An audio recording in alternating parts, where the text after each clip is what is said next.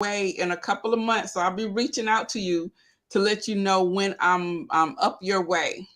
Yay. Okay, we're good now. We're good We're now. good? All right, let's go. At the end, I'm glad for some girl time, you know? Yeah. So chapter 15 is entitled How to Have Sex and Make It Great. We said last week towards the end that, if these type of topics make you a little uncomfortable, that, it's okay. We still love you. We'll see you next week. It's about to get a little steamy, Yes. and I think it's going to be fun. So let's see how it goes. All Um, right, let's go. so the first one is the author gives advice on how to have sex and make it great. She states that if you want to have the best sexual lovemaking experience, one must deal with these questions. The first question is, why do I want sexual intimacy with this person? The second, will this encounter make me feel desirable? Third, what is the long-term goal of this encounter? Am I seeking vengeance against men? Do I like this person or am I just using him? Or is this drink, pill, snort, having sex, or am I? So I guess, the author must have some people that she was, Okay. you got to ask all the questions. Yes, exactly. Ask all the questions. But you know what? I think that it's also really healthy to mention because I'm not, people who like revenge cheat, like that's never ever really made sense to me because it's like Mhm. now you're using your body despite somebody else. You're the only one that's really getting messed up here. You get what I'm saying? Yeah. Like you might be mad at that person, but you're not getting your hit back. You're not getting your lick back by being with somebody else that you're not interested in. Unless they, well, that's if they don't find out. Now, if they find out, that's totally different. Oh, yeah, true. But then I guess for me, fidelity is a non-negotiable. That's something else that we talked about last week. Knowing what your non-negotiables are, and Right. fidelity is it's a non-negotiable. Right. You know, Exactly. call me old-fashioned. So, especially nowadays, everybody doing the polyamory. I don't know. Ooh, yeah. Oh my goodness. They doing everything out there now. So You know, you're right. no disrespect towards anybody that's doing it. If this is what rocks your boat, if this is the way that you want to live life, all power to you. You just got to know what floats your boat, and it don't float mine. Okay. So, With you. um, so next, oh, the question related to that was, are these some questions and things that you go through in your mind when you're getting to know somebody and want to, get involved with them or things like that? Are these questions that you ask yourself or have asked yourself during that dating period when you were, you know, for people who are married, who when you weren't married, is that Mhm. something that you did? I don't know if I thought about it. It's like, I don't know if I thought about it. But I will say that um I knew if that person that I was gonna be with or not, almost instantly. Right off the bat, and if it was just somebody who I just wanted to just hang out with, just to go out or whatever, and I didn't have anything to do. Mhm. Yeah, but if it was somebody that I was interested in, I navigated those two differently. And I do, and the number six is the drink, pill, snort, having sex, or am I?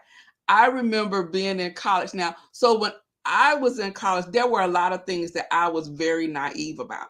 Okay. So, and one of them was like drugs. The only drug that I knew was weed. And that's because my mom always she accused me of smoking funny cigarettes. And that's what she used to call it, funny cigarettes. Are you smoking funny cigarettes? Because your eyes look glassy. So I was always afraid of like doing that because I was always being accused of being high.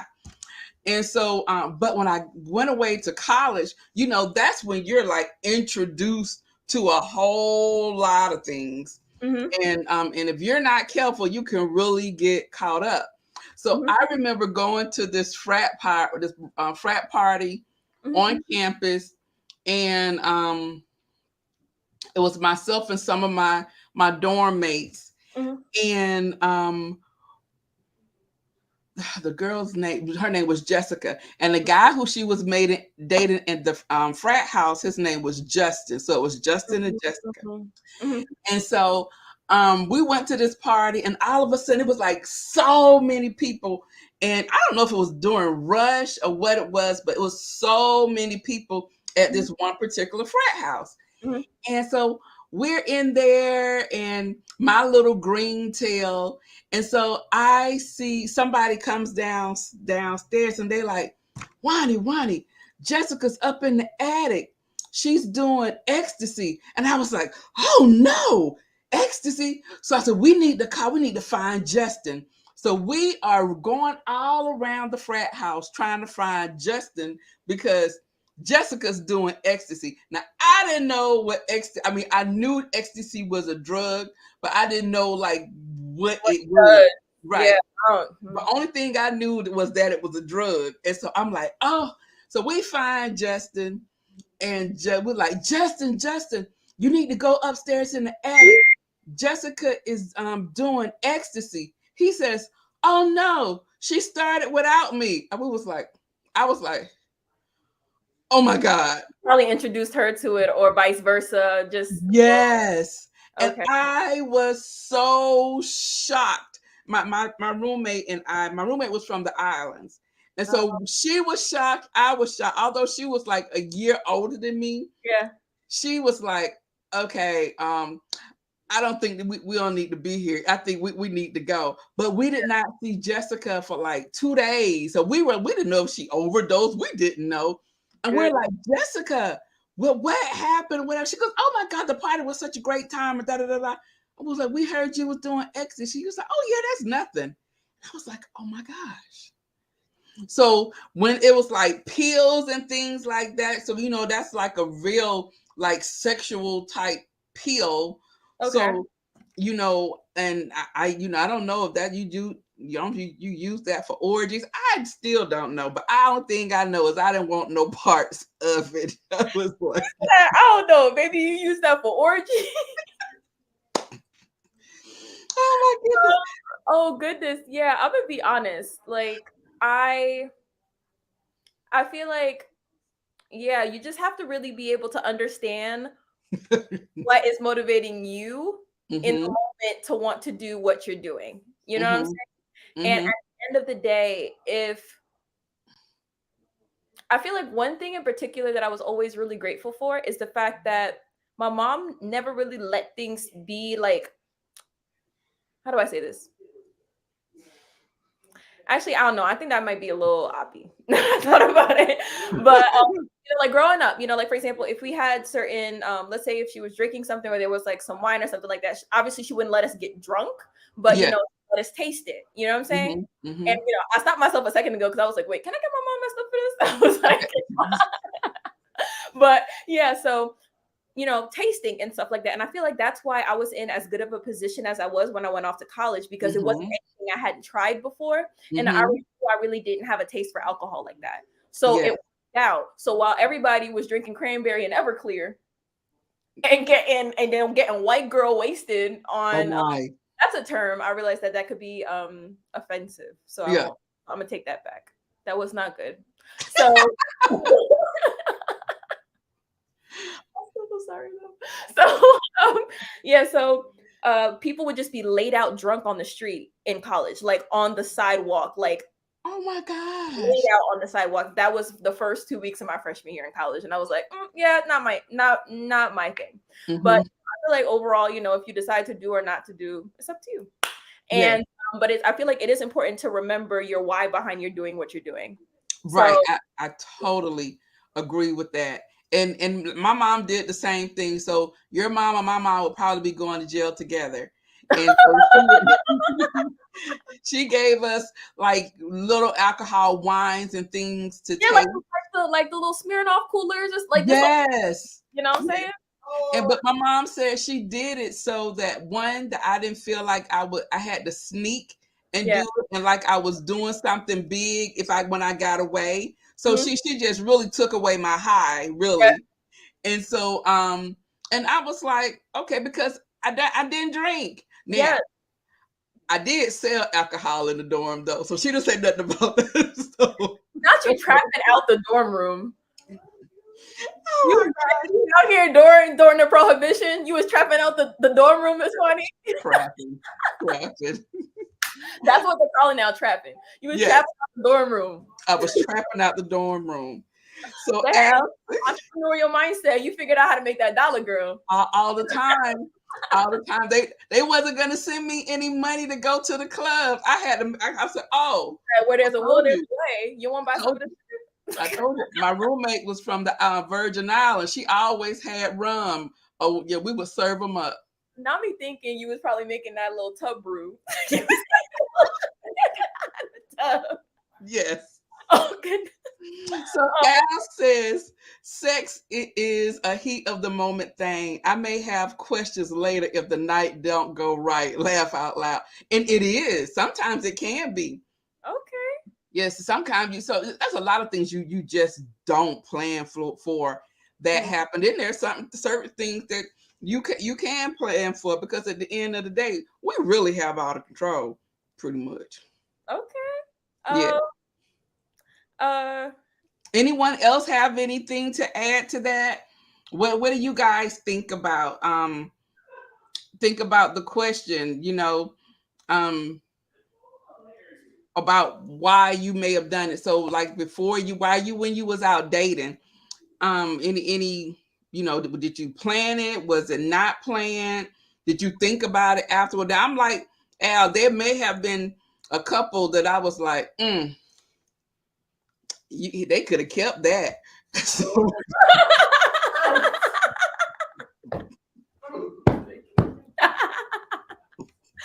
said they could have kept that. And it's interesting because Al was saying that it's like a heat of the moment thing. I guess the moment never got that hot for me. Oh, because I shared before, I've never gone that far. So I guess the moment was never hot enough. Or I don't know.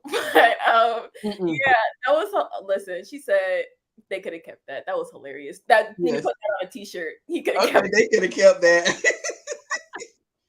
Hey, Miss Vondessa J, you knew she was coming up on here with her 3 cents. Hello. So you want to go to the next one? Yes. So the next one is, what is required of a successful sexual union? Only that 2 people are of opposite energy, no matter what their gender. One person must be the passionate, active, masculine pursuer, and the other the affectionate, receptive, feminine who is pursued. If you and your man are too similar in style, you will have problems. Choosing your primary role does not mean that it is a lifetime commitment. Later, when you are a committed couple, you can add variety for spice, as long as you negotiate these changes with your partner. And then, yes. So in this, do you believe that opposite energies are necessary in order for a sexual union to be successful? Say that again. I was reading Vondessa. So in it, she was saying that in order for a sexual union to be successful, you need to have 2 people of opposite energy, no matter what the gender is. One person must be a passionate, active, masculine pursuer, and the other the affectionate, receptive, feminine one who is pursued. If you and your man are too similar in style, you will have problems. Choosing your primary role does not mean that it is a lifetime commitment. Later, when you are a committed couple, you can add variety for spice, as long as you negotiate these changes with your partner. And then the question to follow up that was, do you feel like it's absolutely necessary for there to be 2 opposite energies? Or do you think that I guess, what do you think about what she said? I don't know. I guess that I never really thought about like masculine and feminine energy. I do, and it just kind of depends. Once again, everything kind of depends on the moment. So, like I stated before, we kind of control what's going to happen and what's not going to happen. And I mean, if you like somebody, that's one thing. But then you also have to decide, like you said, how far you want to go with, right? So, I mean, I always had like a rule, and I always kind of like felt the person out, like how they maneuvered. I'm like I watch how you move type person. And like I say, if your words match what you're saying, and because that's the one thing that can turn me off quickly, you know, if your words aren't kind of matching what you want to see me, but you only want to see me at night. We're not doing that. Or you only want to go out. You never want to go out. You never have time to go out, but you only want to come over this time. Or you only want to come over or you want me to come over at night. Nothing ever during the day. No, we're not doing none of that. So it's just like certain things. So but did somebody have to put you on game to that? Because there's still people out here falling for it.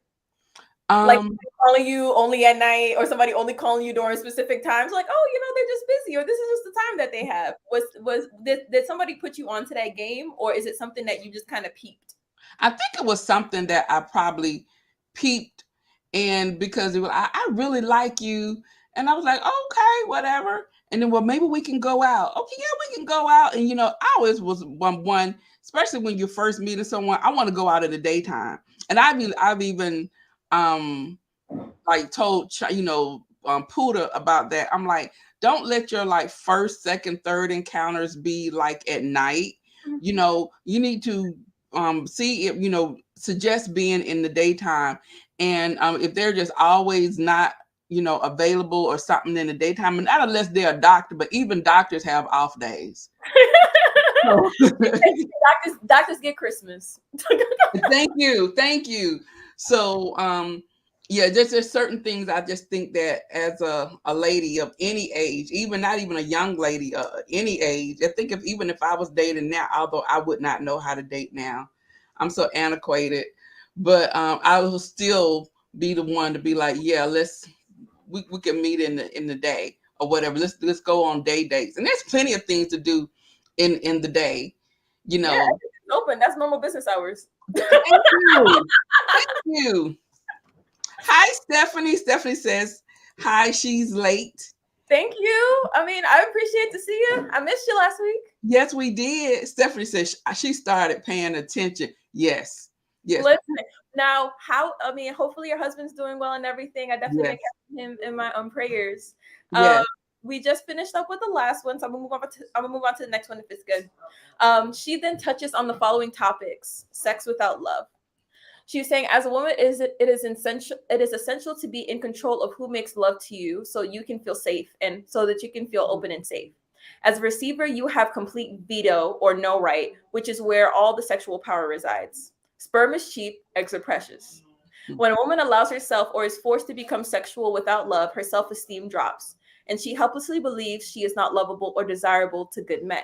With little self-esteem, she often compulsively seeks validation through more promiscuous sexual contacts, believing that giving good sex will keep her man. It doesn't. As the age-old saying goes, men give love to get sex. Women give sex to keep his love. There are men who are quote unquote feminine, who are masculine. Wait 1 second. There are men who are feminine who give sex to keep love, and there are women who are masculine who give. Jesus, why is this moving around? Who get? Oh, and there are women who are masculine who give love to get sex. Which are you? Oh.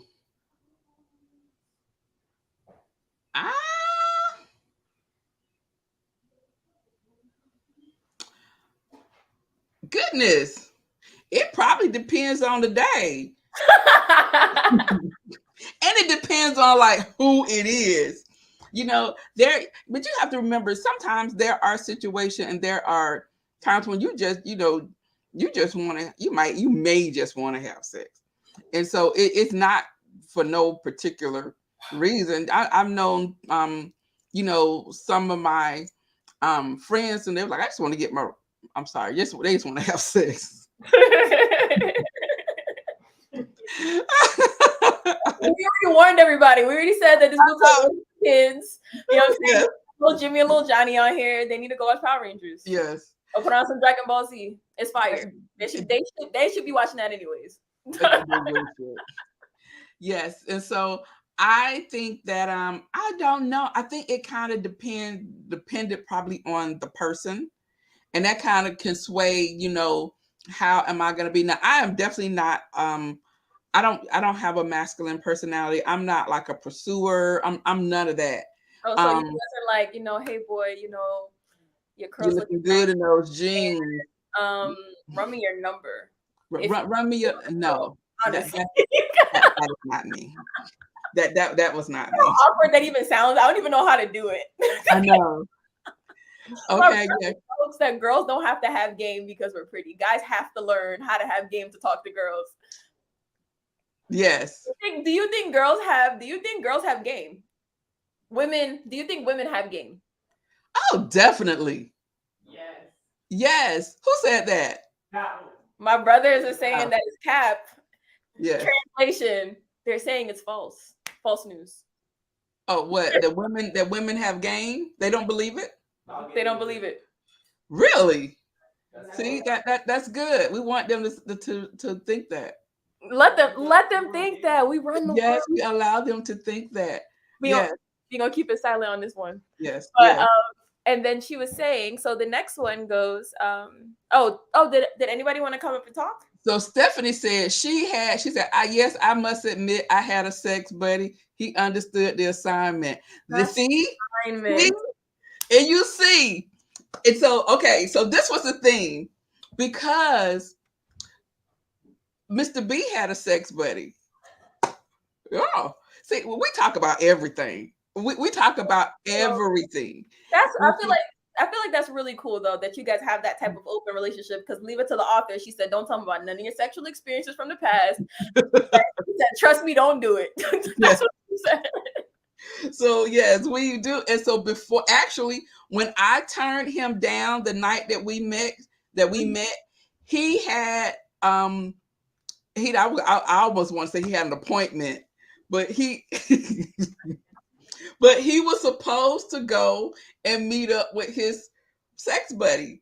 And so I used to ask, and when he told me, I said, so how that work? I'm like, how did that work? And he said, if things would have went down with you, I would have canceled with her. And I was like, well, first of all, that would have been a waste. Well, I'm glad you didn't waste your quarter, because nothing was going down with me. She said, this is not a vending machine. Keep your quarters in your pocket. But yes, so when he left me after we had breakfast, that's where he went. Then you say y'all was up till like 3:00 in the morning? Uh-huh. That's where he went. After we ate, that's where he went. I gotta my bedtime's 9:00. Oh, no, huh? Okay. So, maybe there's something a little different in the water back then. I don't know. People going to sleep early nowadays. Meditra, hey, I'm finally caught another live. That's my girl. How you doing? Nice. Yes, welcome. She says, Al said, I had a female friend who had a masculine energy, and she gives sex to get love. Wow. See? And wow. So she's one who believes that, because some people think they walk around with a pot of gold and everybody's just, they like Lucky Charms. What's that? You just can't have one? Yeah. That's a Pringle. That's a Pringles. That's a Pringle, Lucky Charms. Just a Pringles, right. So I'm just like, but I do know a man who has sex to get love. Okay. And so, but he falls in love very, very easily. So, I call him back. Yes, he falls in love very, very easily. But yes, so that part, I'm like, you know what? That's not a good look, dude. Why is that? Why is what? A good look for him to give sex to get love. I feel like if you were to meet up with the right person, that would be great. But first you have to find the right person. Everybody's not the right person. Oh, that's true. He's probably out here getting his heart broke every other week, because every other week. Really swore he found his wife every week. Oh my goodness! Literally on Facebook Last week he was in love. Oh, and he putting all these emojis and he jumping over to my me falling in love again. And then today she was trash. Women Oh, are crazy. is he the one that breaks up with them? I'm not sure how it worked. I hadn't. Okay, I'm gonna tell y'all what I did though, because Wani can be a little bit messy. So Okay. today I sent him a text message. I said, but after I had saw all the other stuff that he was because he was in love a couple of days ago. Today he out of love, and I said, oh, congratulations on the newfound love. He probably He was like, new number, who this? okay, really, we not gonna do this with you. I was like, okay, Listen, that's okay. And so let's see. Yes, I have. Oh, Sunny Daisy. She's been married for 26 years. Go on, lady. congratulations. That's amazing. That is okay. Vandessa. I'll call it Splackville. It's only me and him with no relationship.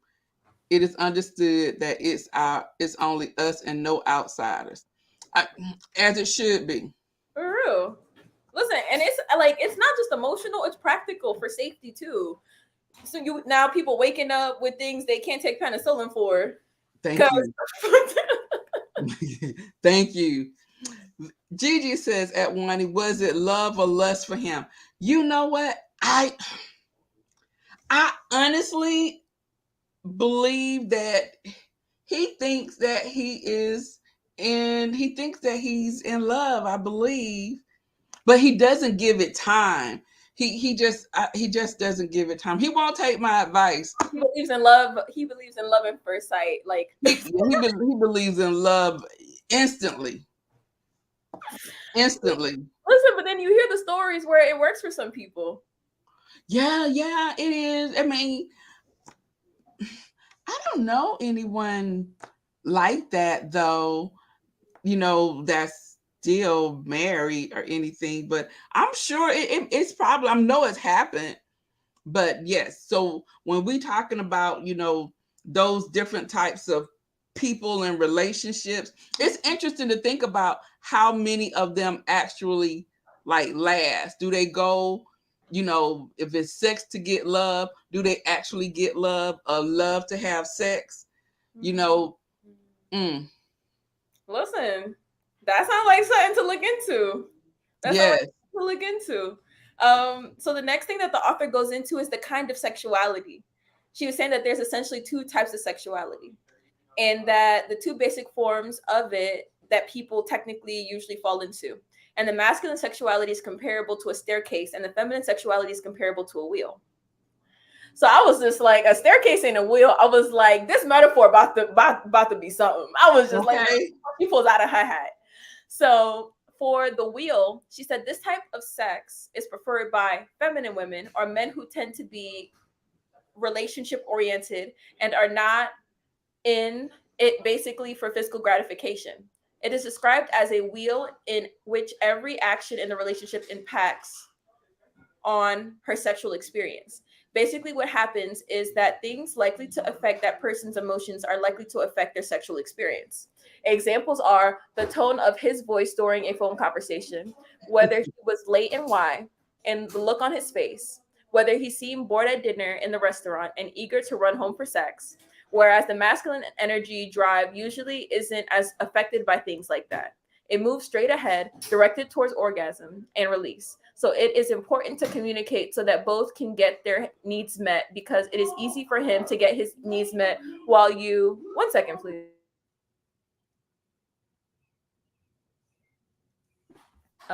Yeah.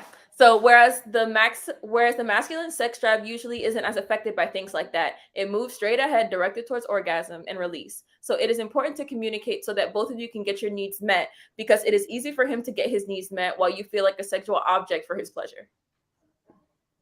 Okay. Now, so for this one,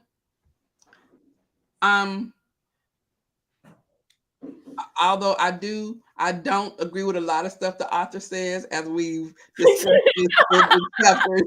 I feel like I should this whole time I should have been keeping like a tally or something. How many times I'm in agreement? But I like it though, without a little, Yes, it's fun. yeah. So with this part, I do agree because I'm definitely in this instance, I am according to her, I'm definitely feminine. Yes. Yes, because all those things matter to me. And when it was saying the tone of his voice, I have one of my girlfriends, um simply by the tone of the voice, she knows if she's gonna, oh yeah, I like him, oh yeah, I want to talk to him, oh, it's like a certain like baritone that she just loves. And so a lot of people, like, she's one of them who kind of dates online, but when she talks to them, regardless of how much they may have piqued her interest, texting or however they do it or whatever, that sound of his voice is going to be the determination if she's going to meet him or not. And she was like, oh no, he didn't sound good on the phone. That was the end of that whole relationship. He could have been a great guy, but no. So when you said that part, I was like, oh my God, that is so her. But definitely everything about this, certain like mannerisms, like when I told you about when Mr. had got out the car before me, that right there, Sitting there looking at him like, listen, I'm getting the driver's seat. Obviously, I came here by myself. Obviously, we came here by ourselves. That one right there, that was a turn off. So yes, definitely, I'm definitely feminine. I want to be treated a certain type of way. I want to be spoken to a certain type of way. And even like certain, you see like certain situations now where certain words are just made okay, like women being called bees and this and that, and that's just part of the vocabulary. That's not cool. Yeah, no. That's not cool. So yeah, those types of things definitely will be a turn off for me. And but once again, I am Generation X. Mm-hmm. Your generation is totally different. So a lot of things that were not okay with us are okay with you guys. And like a lot of the things that we thought were taboo, you guys are like, nah, that ain't no big deal. I feel like, and that's why whenever you say or like remind me that I'm Gen Z, I'm just like, that is true. But a lot of just like, I feel like I hopped in a time machine. And it's like, especially when, like I'm out and like I'm just kind of meeting people because I'm super old fashioned. People just like, I feel like the code word for it is that I have an old soul. Mm-hmm. And so, but I wanted to go backwards a little bit on what you were speaking about in regards to your friend and the whole voice thing. It's real. And I completely understand. I get where she's coming from. Not me. I don't know, Melissa. You're hilarious. I know. Absolutely hilarious.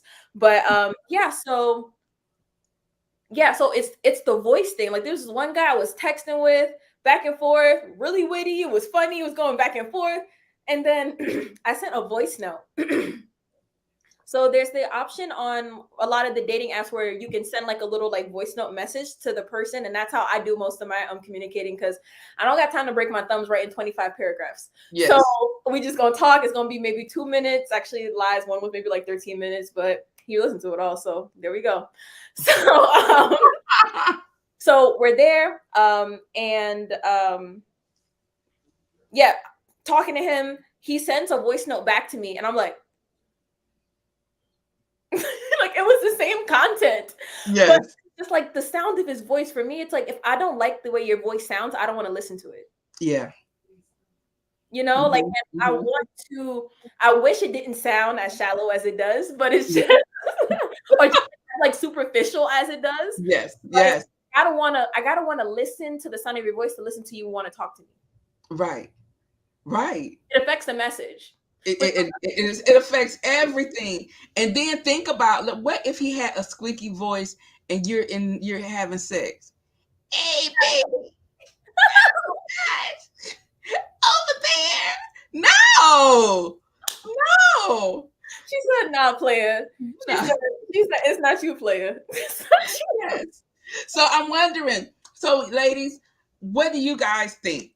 So are you the type of sex, are you like more feminine or are you masculine? Masculine meaning, you know what? I'm in the moment. I want to get mine. You better get yours. And then we can go on and have our, have our time. So what do you guys think about that? I haven't had anybody on here. So I'm going to put the link in the chat. And remember, I'm gonna have you guys, you're gonna have 2 minutes. So because y'all know how we are. Mr. B say we're a bunch of hens. So when we get going, we really get going. So I want everybody, if you come up, we're going to give everyone 2 minutes to say whatever they want to say. And then we're going to keep it moving. All right. So here is the link. Oh, wow. So we have more people on here. And let's see. Our girl V welcomes everybody. Andrea, I wanted to show this. She says, yes, open all my doors. Yes, open all my doors. And even like when Mr. B and I go out and I see people watching us, watch me. And when we go out, when we go inside the door, I stand to the side. I get up to the door, I stand to the side, he opens the door. And I don't care if I get to the door before him, I'm gonna stand to the side. And so, and I see people and they're like, yes. Ms. Wani, do you want to hear something absolutely hilarious? What's that? I feel like I have these like epiphany moments where like, because I'm the kind of person, weirdly enough, my default is to make things more complicated than it needs to be. Like my natural processing chooses the most difficult route. So sometimes, like especially back when I worked at Starbucks, there's one guy named Dylan. He always found the easiest way to do everything. I'd be like, Dylan, help me work smarter, please. Like, my mind is so working like that. But yeah, so in my mind, I overcomplicated the whole like letting a guy open the door thing. Or I was like, how am I supposed to get this done? I'm like, what do you do? And I realized I was just like, okay, if you want him to open the door for you, walk with him, but walk a little bit behind him. He's going to get to the door. He's going to open the door for both of you guys. Me, I'm gonna run in a track star. So I'm like, I'm at the door. You just getting out the car. I'm like, what's going on? Or like, how do you, just like different things like that. And I realized it got so simple, especially when like one time I got to the car with my brother and I asked them recently, can they practice it with me so that I can get in the mood of it so that I'm not as awkward when the real time comes. You know what I'm saying? So I get to the car door and I'm sitting and I'm standing there and I'm waiting. And then Edgar comes and he opens the door. Like I'm standing at he goes into his side, but then he comes back and he opens the door because I'm standing there waiting. Oh my goodness. And I thought in my mind, I was just like, no, like that's like, but no, like it's simple. It's simple. Yes. Yeah. Oh, this is my big sister. Hey, Bernadette. She's like, oh my God. So Stephanie says, face blue smiling, face red droopy eyes, face emojis. Those emerge. Oh, okay. See there. See there. I'm like, oh, that's what you're doing. All of that. Okay, that was definitely a Generation X moment. Sorry. I figured I help you because you was gonna read that whole thing. Let me say this sometime. I'm like because in my head I'm thinking, so is he doing all of that? He's turning red, droopy. What? So yes. Like she was like, we talked about a wheel and a staircase. When did this come into play? This come. So Sunny just says, open my door, take my arm, hold my hand, all of that. That's right.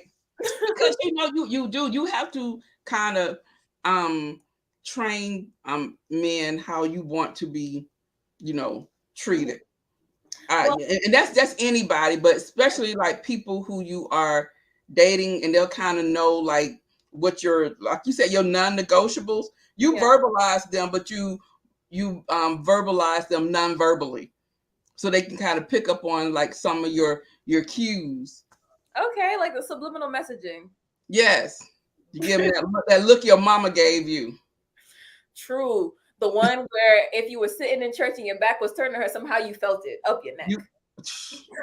Exactly. Yes. Yes. Go ahead.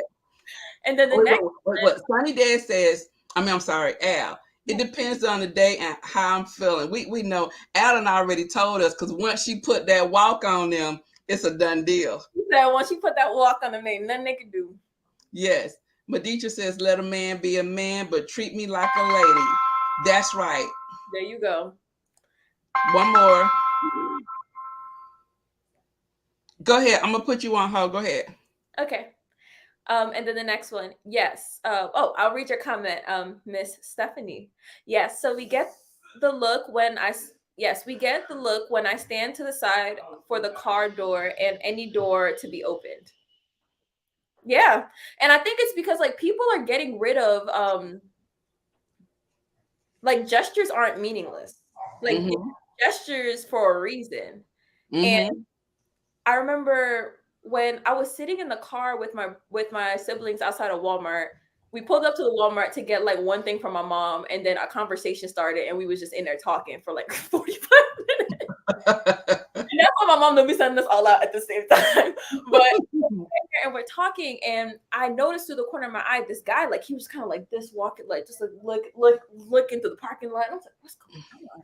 I was like, should I be looking? And then and he was walking with his girlfriend, and I was like, William, is there something going on? He was just like, nah. He was just like, he's being a guy.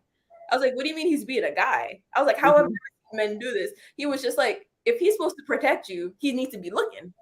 Yeah. The guy you with isn't looking. Yes. Now for y'all. That's right. I thought about it, and I was like, do I be scared? Do I scan the area when I walk? I just walk. I think, my mom always says that God protects babies and fools, but I look both ways when I cross the road. But like that, I'm not necessarily scanning the area to see things, which I'm thinking, go get a man, Just go get a man. You're so funny. Just put one on retainer. At least now I got brothers for now, so it's working. Yes. So something else that the author suggests is she suggests as advice on how to broach the conversation of getting sexual needs met is to let your masculine man know how wonderful it feels when you and he plays with the wheelhouse of your senses, touch, tasting, smell, seeing, and hearing on the way to intercourse and orgasm. This will give you greater pleasure because you will feel cherished as a human being and not an object to be used.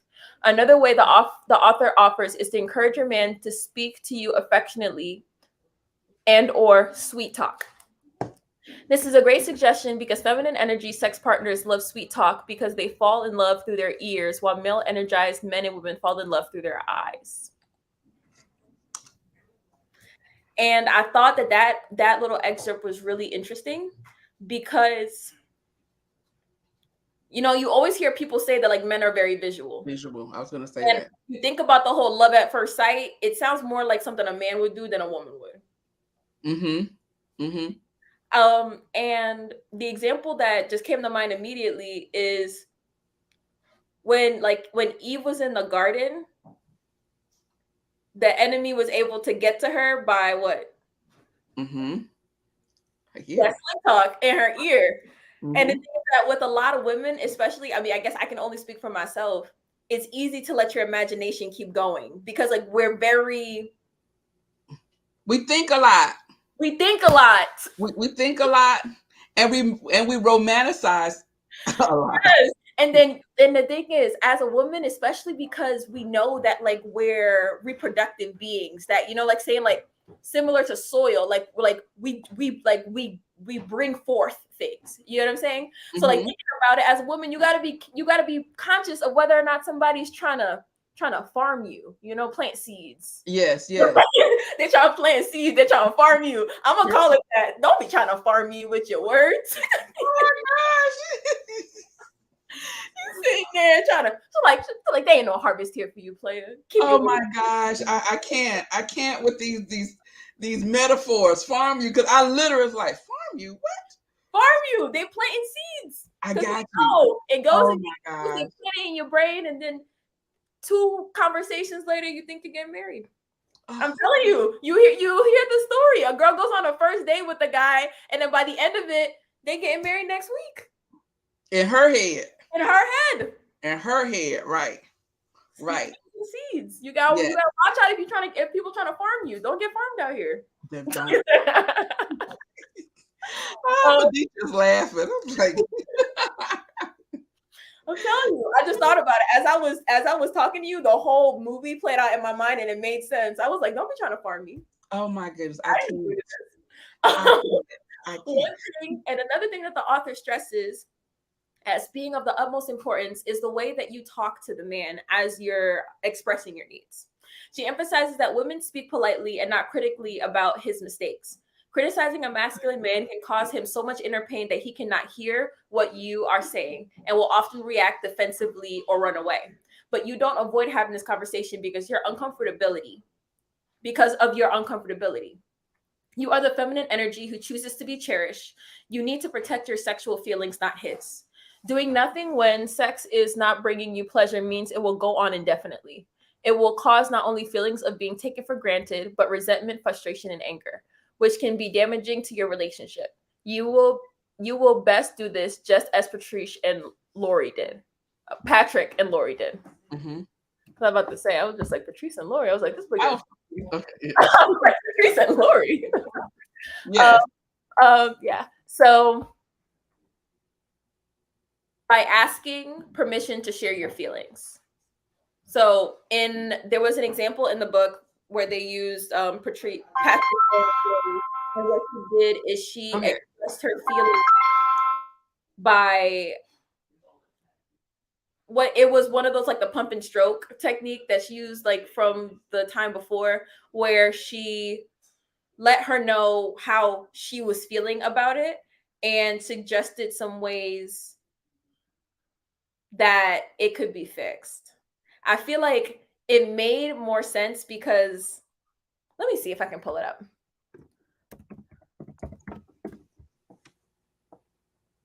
Because I realized we talked about Patrick and Lori last week. So having that right after it would have just kept going. Essentially what she did is, she affirmed his ability to be able to pleasure her and things like that, while also talking about things that she liked. So it ended up working. And another thing that she mentioned is that if he won't talk, leave him. It means that he is too selfish to be with you. If he listens, speak I feel statements, not you are wrong statements. Especially tell him what you don't want, i.e. uncommitted sex, polygamy, rough sex, a slam bam, thank you ma'am sex. I love when she put that. I had to I actually put it in quotations. I was like, oh my. Yeah, thank you, ma'am.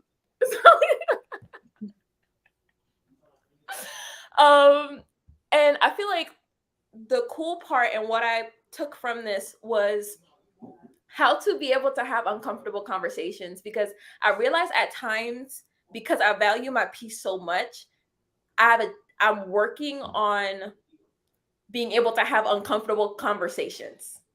Mm-hmm. Does that make sense? Mm-hmm. Is crazy. On Judy, hop on. We know she cray. He already said 2 weeks ago, I just need to throw the book. Yes. Oh goodness. Wait, is the link in the chat to be able to come up? Yes, it is, but I'll put it there again. I do believe that it is very important for both parties to state what they like or whatever. Because it's very important, especially for men, I think, because sometimes men seem to think that we all built the same, and what worked for one person gonna work for the masses, and it's not like that, because there are just certain things that just does not work. And so there have been times, like, some people are really sensitive around like their breast area. Mm-hmm. I'm not her. I'm not her. So Mr. Beast would be like, so what's wrong with you? That work on everybody else because I'm not them. And then not everybody else. You're not bringing everybody else into the situation right now. How about that? I did not sign up for polygamy. That's not what I signed up for. Yes, but I'm like, but that does not. So it's very important to be like, if that doesn't work for you, say that it does not work for you. You can't be afraid not to that you're gonna hurt. Communicate, yeah. Yes, you need to communicate. Yeah. And so and so you have to and start that early, because I don't believe in muffling your thoughts, and then you'll start muffling your feelings, and then you become resentful. So when she started talking about being resentful because of the other reason, I'm like, no, you become resentful because you don't feel like you have a safe space to vocalize how you are actually feeling in a situation. I don't like this, or like I said, that may have worked for her. It does nothing over here. You are aggravating me, dude. She said you was trying to get to the finish line. You're moving backwards, buddy. Yes, you are. So yes, we do. We have to be able to communicate. Al over here, she was like, at Judy, yes, she is. Yeah, we know. Question: I have a friend who is married, but her husband has an issue. Okay, what's his issue? That was a statement. Yeah, that was a statement. Oh, see, everybody's like, what's the issue? Oh, ED. Oh. You know what? That's something that she kind of grazes over a little bit later.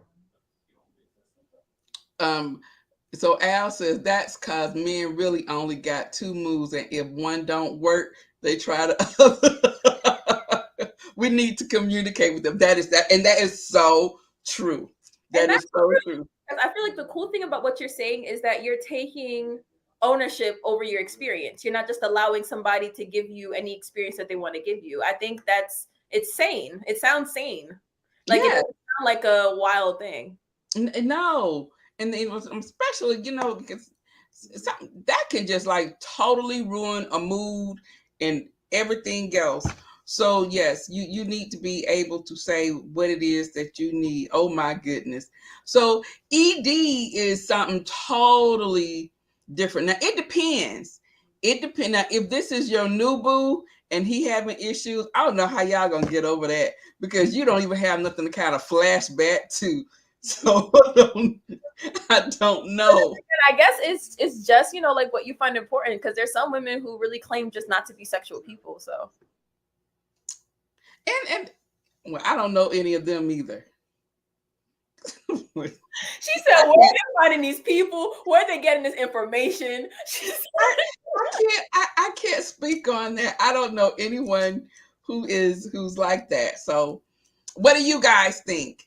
What do you guys think? What do you guys think about the ED and the non-sexual people? I'm gonna put the link here. Are we having nobody coming up on the screen with us today? Excuse me, tonight. I'm drinking my Pepsi. I'm sorry, y'all. So Maditra's like, oh my goodness. You guys are so funny. Y'all have been very active tonight. Thank you. I want to thank all of you guys for coming on here and joining us in this. Like I said, we hadn't got to that part. So we still at the slam bam, thank you, ma'am question. So none of you guys, they don't have any. Oh, here we go. Deal breaker. Maditra said that's a deal breaker. So no ED. Maditra is not going to try to work with the ED. She's like, But guess what, right? There's some women, as I said before, who aren't super sexual. So, like, as my mom says, there's somebody out there for everybody. Oh my gosh, wait, 10 years? Okay, but they've been married prior to that. That's not me. Like, my drive is up in the clouds. She said they hadn't had sex for almost 10 years. She wants to step out. Well, okay, so is for better or for worse in sickness and health. Does that include that? Now that's the question. I'm sorry. Mm. Okay, so that's a long time to just not. I mean, I don't know. I don't Saying, know how they much do it caressing like, a person can asking. I'm do. just asking because I I think know. it's a really good like conversation point to bring out. I thought it was good because as soon as you said that, I was like, but in your vows, I was like in sickness and health, for as long as we shall live till you know what I'm saying? I'm like, you know what I'm saying? So I was like, is erectile dysfunction covered in that? Because there are just certain things that I think that people need to. Okay, not that you have to be intimate all the time to Yeah, have an intimate relationship, right? yeah, But there are some times that you really need to connect to have an intimate relationship. yeah. So I don't know. I don't know. I think there might be something in there. It's in the little dark writing at the bottom. Between the lines. Yeah, between the lines is in there. I don't know. She says, let me see. She says they had sex for almost 2 years, then problems started. Oh, Ooh. dang, dang. Meditra's like, is that a sickness? Well, that is a sickness. It's a sickness. Yeah. It's a sickness. Oh, but Bernadette not having it. Bernadette say he gave that. That's She she said not doing that. no, that's actually like a laughing thing. Like people like dying laughing, so they put the Oh, phone. that's what that is. There we Yeah. go again. That's a Generation X. Listen, look, we're both sharing. You guys are sharing, we're sharing. Listen, y'all gonna be Puda gonna be like, did my mom just send me a skull emoji? She sure is. She's gonna say, "Mom, where you learn that at?" I was like, Bernadette showed me. Or somebody sends like an emoji of a coffin. Oh, that Like means you're dead. I'm like dead. I am done. Like as we're talking, you see me go like this a couple times. Like in my mind, that's what that means. I'm dead. Like you just killed me with what you just said. I'm just. Oh my, Bernadette, don't laugh at me. Don't be over there laughing at me. You heard the Don't be calling Millie and say Millie. Oh my God, I can't believe you have that old woman on there. But you know what? I want to give my sister a shout out. You know what I'm saying? Thanks for coming out and supporting tonight. Yes, thank you. Yes, it is due to high blood pressure and medications. Ooh, now if you say that, I'm gonna put it like this, right? Okay. About 80% of disease can be helped, even to the point of reversed, with proper diet and exercise. Mm-hmm. So if the ED isn't something that you just could not control, for me, that's not like a choice then. Because high blood pressure to a certain extent, like if you're not paying attention to your health in that way, and I'm not saying that that's the case for everybody, because there are certain people who have certain predispositions and things like that, which I completely understand. But to a certain extent, would it then, or I guess I'll pose the question then: is that something that would be something that happened to somebody, or would it be something that they're allowing to happen then, if the ED is caused by something like that? But if they have to take the blood pressure medicine because I've heard that a lot of men don't want to take the blood pressure medicine because of that reason, right? Okay. So, and then the other thing is, then they end up stroking out, and then they can't do nothing anyway. So, oh yeah, it's hilarious. When I was taking my EMT training, they gave something called nitroglycerin, and they told you that you had to ask people, especially men in their 50s, if they were on Viagra, if you were giving it to them. And that's because the way that it works is it makes your arteries and your vessels like expand. So, but that's also what the nitroglycerin does. So, oh my God, so it can blow up? No, it's the opposite. There be too little blood in your body to pump around for the size of the vessel. So it has to be tight enough for the blood to be able to pump through. So if you do too many vasodilators, they'll still be the same amount of liquid, but not enough space for it to pump through the whole body. So their blood volume would bottom out and they'd die. So they were like, you have to ask them. And it's hilarious. There was this one like little sketch that they had us watch so that we could keep that in mind. And there was this older guy who's dating a younger woman. He's in the ambulance, and the EMT asked him, "Sir, are you on any help medication, Viagra, Cialis, anything?" He was like, "No, I don't need that." He's looking at his girlfriend, and she was like, "Okay," And then so the guy goes, he asked him 2 or 3 times just to make sure, and then he goes to inject it, and then he's like, "Whoa, man, that's great, because if you would have, this thing surely would have killed you." Because the guy smacked the syringe out of his hand. So apparently, I was just like, that was hilarious. That's why I'll always remember it. But yeah. Yes. Sunny Day says, take care of yourself and get him to walk it out with you together. Yes. Well, I guess he better be excellent at the other girl. Maditra. She said, it ain't if or. You know what I'm saying? It ain't. It's not one. Look. She said, as long as you get the job done, player. Oh my goodness. He had a stroke and that happened. See? Oh, well, that's, you know what I'm saying? Like, that's something that there's no way that he could have controlled that. Oh, she's not getting anything. I feel sad now. See that, Maditra? My hubby and I both have high blood pressure and both had strokes. And he still looks at me like, look at you. that doggone ass. She done told y'all. I think she needs to go to the doctors with him. And she probably does. And I think and I think, because I think maybe sometimes, one, men don't like going to the doctor. Mm-hmm. Secondly, when they go to the doctor, they never tell like everything. Because when I used to go to the doctor with Mr. B, I was asking all kind of questions. And what about this? And he was like, oh my goodness. Because a lot of things I sat and I kind of figured out myself. So he calls me Dr. Basin. But I was like, nah, but that's why this happened and that's why that happened. But I always ask those questions. So I do agree, Al, that she does probably need to go to the doctor with him and kind of see if there is something that they can do about that. They might can lower the dosage, or who knows, maybe he can get Viagra, Cialis, or whatever. Okay, you know what? See, Bernadette playing with us. So I don't know what that is. Oh, it's just like it's kind of like this too. Like you're melting into the floor because it's so funny. I can't. Next thing you know, she's gonna put a UFO, a 7, and a 4-leaf clover. A UFO.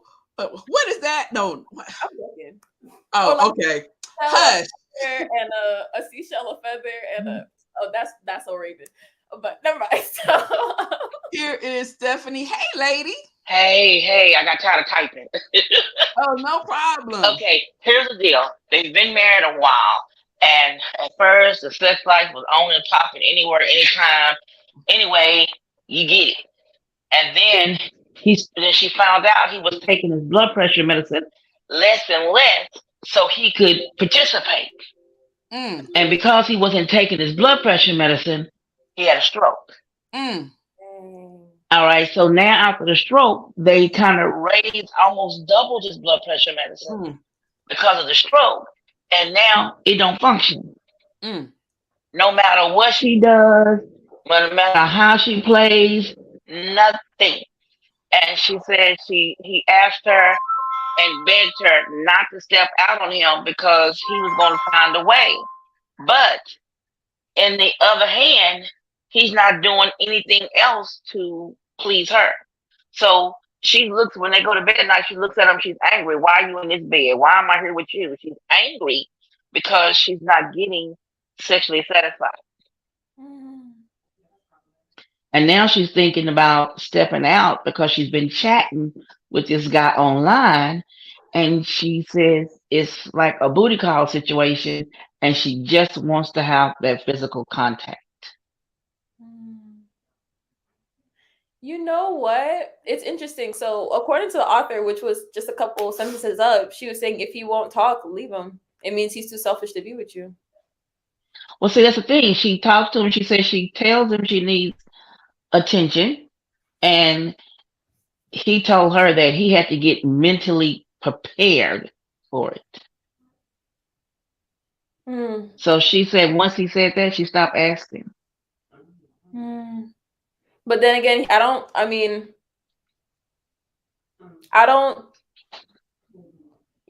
like that's kind of what you signed up for in marriage, though.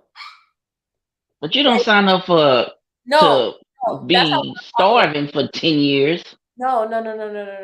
That's not what I meant. What I meant by that was that's kind of what you sign up for in marriage, where it's not, if you wanted to be able to just be like, no, I no longer want to please this other person. Once you get to that point, that's not marriage anymore. You know what I'm saying? True. Because, Yeah. like, you learn, if you want to be with this person, it's an active choice that you're making every day to do what it takes to do life with this person.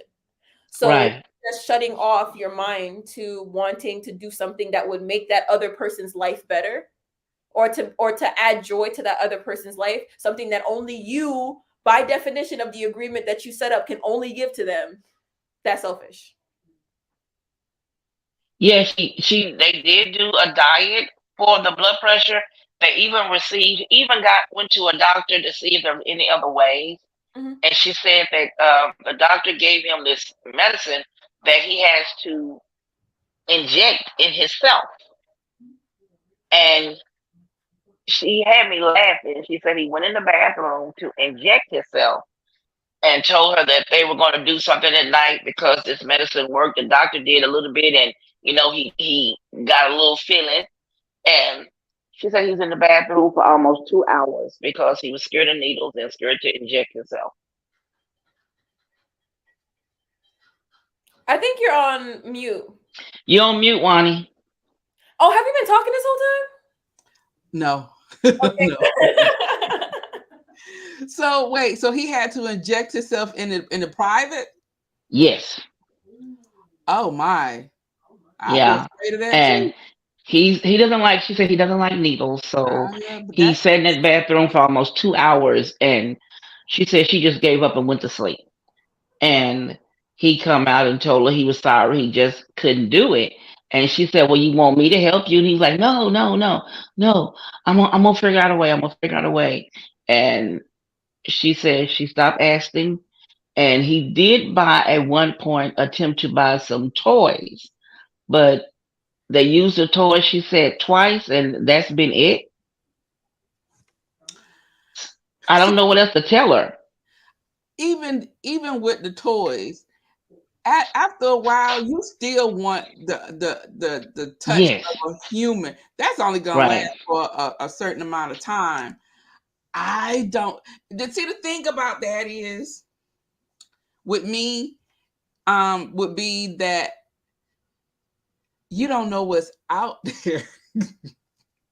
You don't know what's out there. So if you do go out there, you don't know what that's gonna be like. And that's true. I just but then think about this. What if because once again, we are we're oh, excuse me, my eye was itching. We are not mental. We are all about, like, we're in our head, right? So when she go out there, she meets somebody else, she start digging him. What if she fall in love? That's what I'm saying. Yeah, I think I told her to think about that before she made that step, because that step can lead you 2 different ways. It could lead you to he find out and put you out, or you fall for the other guy and you go the other guy and you leave your husband, and the other guy ain't nothing but just wanted sex. So I told her, you could be left out any way it goes. So you need to think about this and really be sure before you make this step. That is a hard one. But Al says maybe it's not physical, maybe it's mental. My hubby was so mean after his stroke, and he had no idea he was doing it when it came up with the codes to help deal with his anger. When I don't understand the last part, Al. Maditra. Oh, maybe we came up with some codes to deal with his anger. Oh, you came up with Okay. codes. Okay. Good I job, met an older man, 78 years old. A prosthetic. Come on, Maditra. Maditra. He had to pump it before he needed to start his excitement. He asked if I wanted to see it. I should have done what? I should have to do research. And you know what? I was going to say something about that because I know I had a girlfriend younger, in my younger days. She was dating this guy and he wasn't endowed. And actually, he had been married before, and his wife divorced him because of that.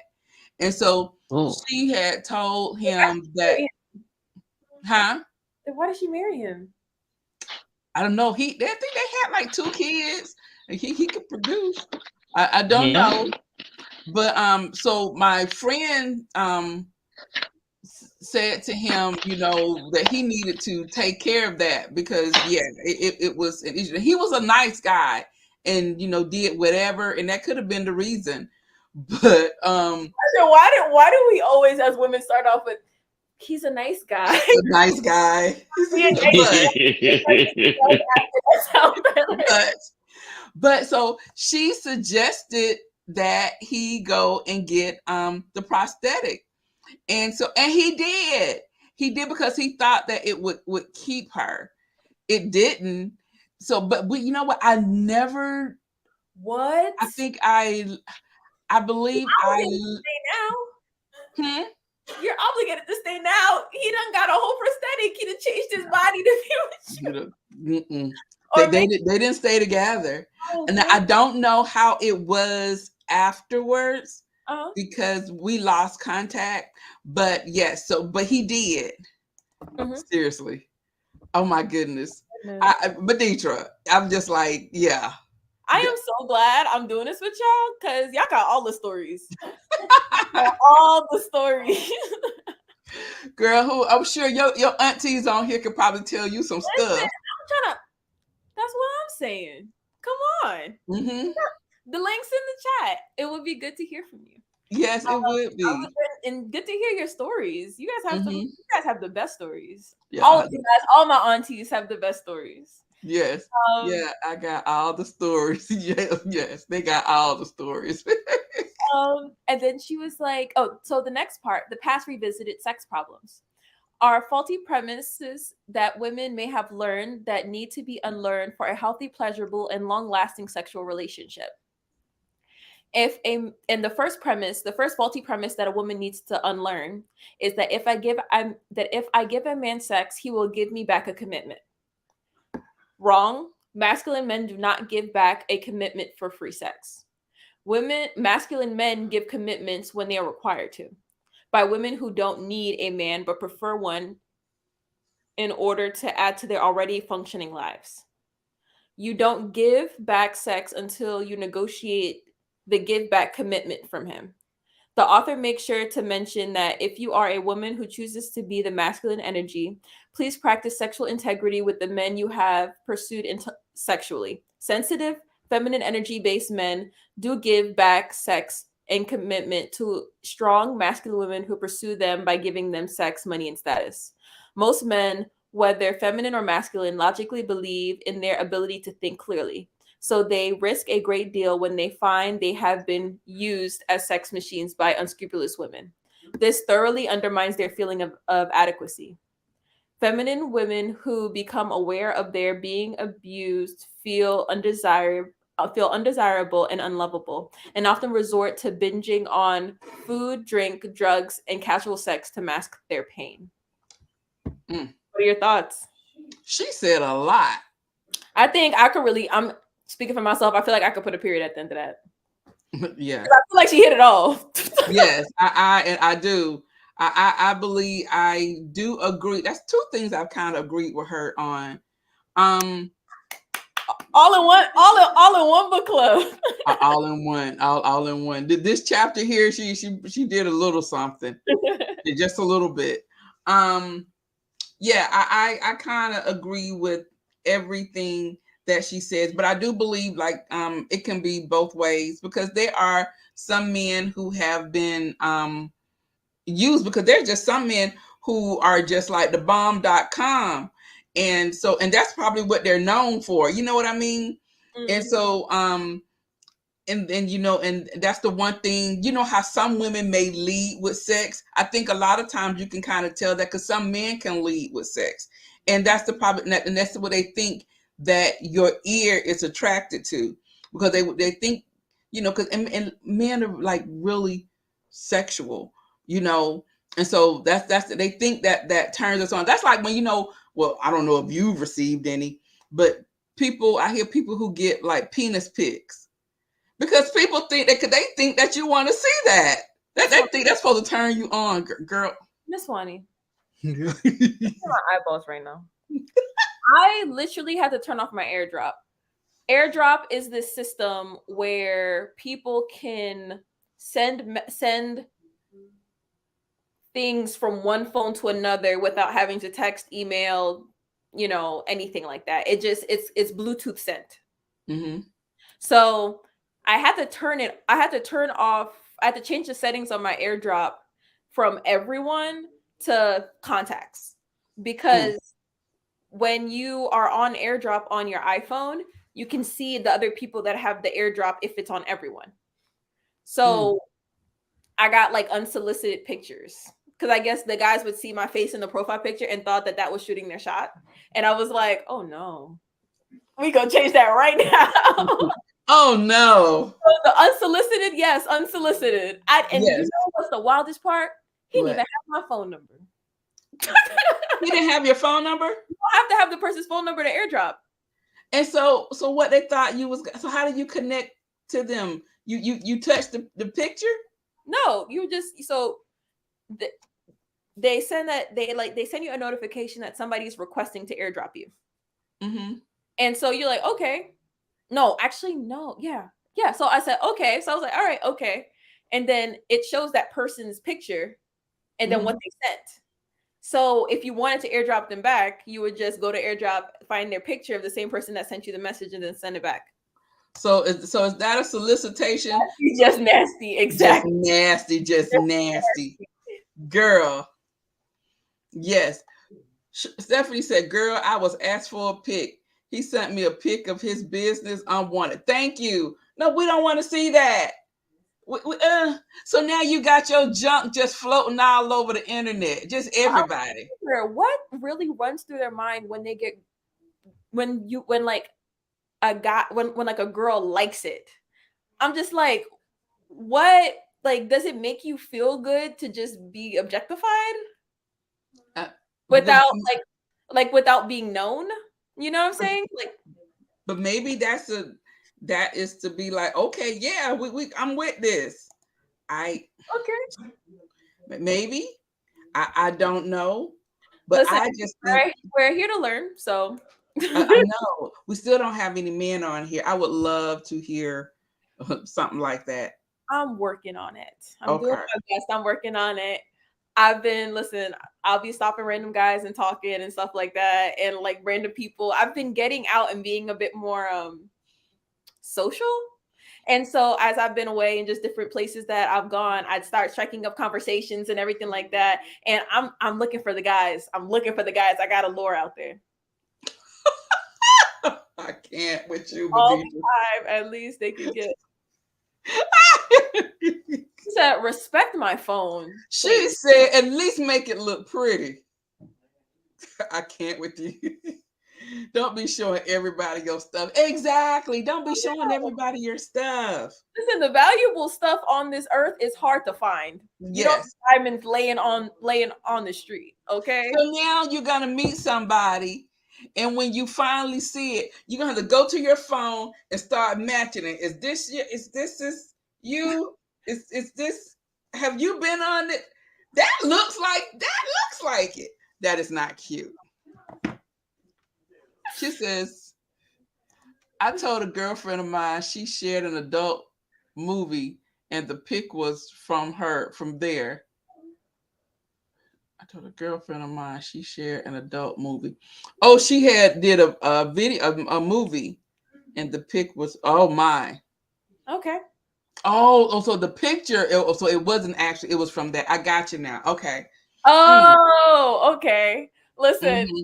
so my mom had told me this story where somebody she knew was asked about like to send a picture of themselves. Mm-hmm. And so they sent a picture of this cowboy wearing jean shorts, booty cut jean shorts, and his back turned, and he's wearing a crop top, and he was not fit.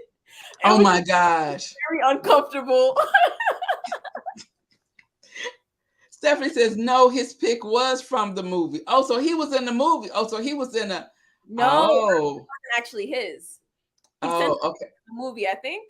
Right. But then how did his pick was from the movie? So he was in the movie. I'm confused. I think that's what she's saying. There's two very likely possibilities. Yes, it is. It is. Okay, go ahead. And then the second fault that a woman has to get, the second faulty premise that a woman has to overcome is that sexual virtue is passé. Wrong. Men don't fall in love with your vagina, no matter how great a sex partner you are.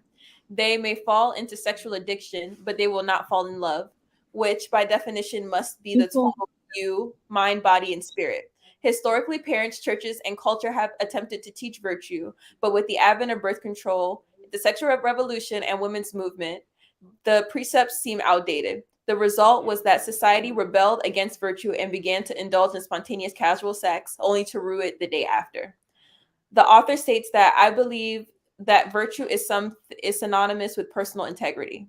How honest we are with ourselves. A woman or a man who honestly says, I am not interested in a committed relationship, I only want some fun, has, to my way of thinking, integrity, but not spiritual virtue.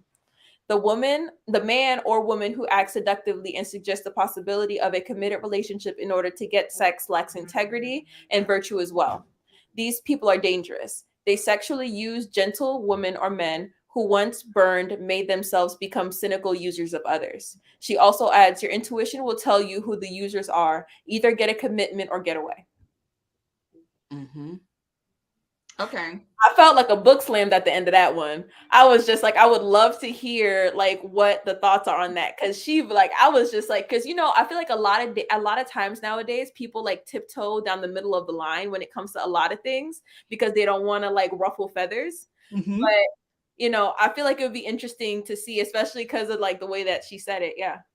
Yes. V, what you have to say? Melissa, if you're gonna tell my story, tell it right, okay? You know what? You should have been on here to tell it. But let me tell you what I actually do. I use it as something to teach them a lesson that a man should never get to know their sex or what their sex feels like before they get to know them. So when I was dating, if a guy, like I had pictures on my, I was dating online and I had pictures up there.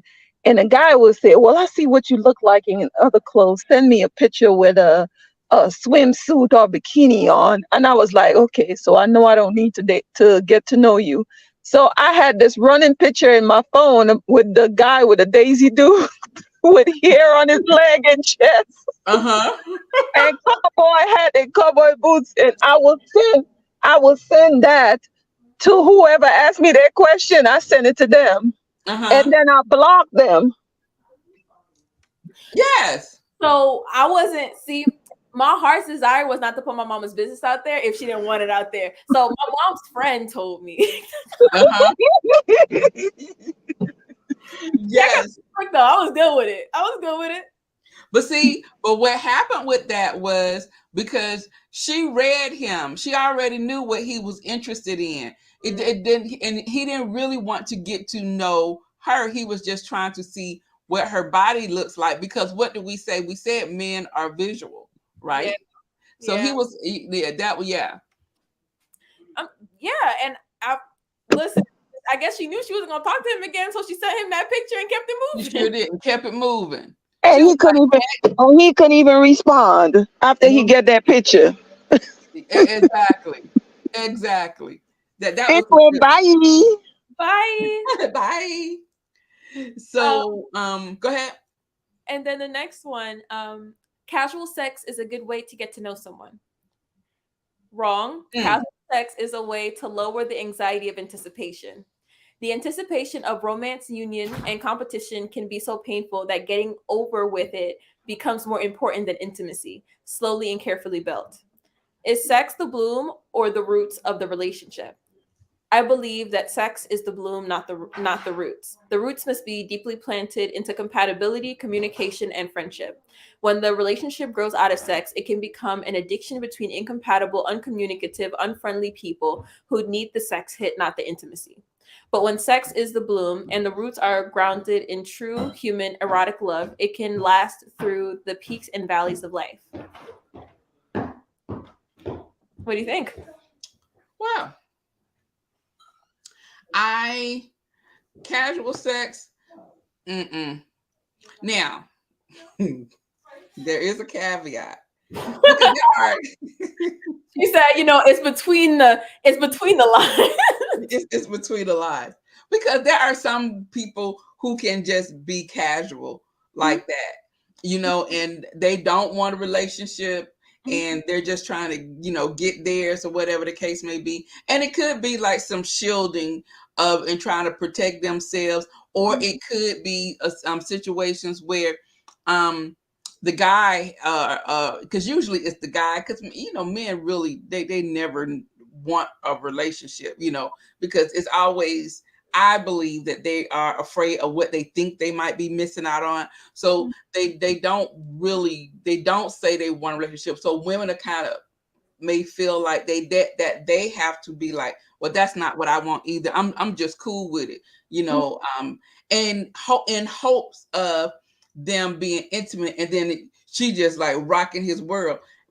I think you will be going into it in the end, and you're gonna have a broken heart, because you've already set the parameters, you've already set the standards. So you were good with him being like, well, this is not what I want, and you still went along with it, instead of being like, no, that's not what I'm looking for, or that's not what I want. We good, and we can be friends. Now, if you're just that girl and that's all you want at the time, and you just want to see what it's like, that's one thing. You grown, you can do whatever you want to do, but know that what he said and what he said is exactly what he meant. So don't think that you can go in changing his mind. He told you what he wanted, and that's what you need to hear. I said that before. Listen to what they say, because they're actually telling you how they're feeling. Exactly.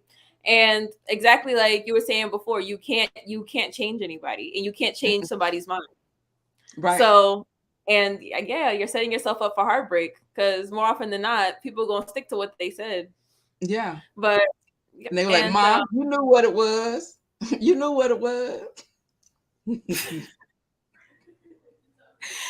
in my mind, at times I see like little like movies as people talk. So you were just like, Ma, you see what it was? You're like, yeah, and that's how it was. Ma, you knew what it was. I feel like that's why I laugh so much, because the movies in my mind, they're hilarious. So the next the next thing that needs to be overcome in the woman's mind is that casual sex is a good way to get to know someone. She was like, when I read that one at first, I was like, what about, hey, how you doing? How about that? Because I thought about it. I was just like, do people really think that casual sex is a good way to get to know someone? No. Because then when they come over, y'all get together, that's all it's going to be. Then he gone. You ain't learned nothing about him. Only thing you know is that he drove a red Altima.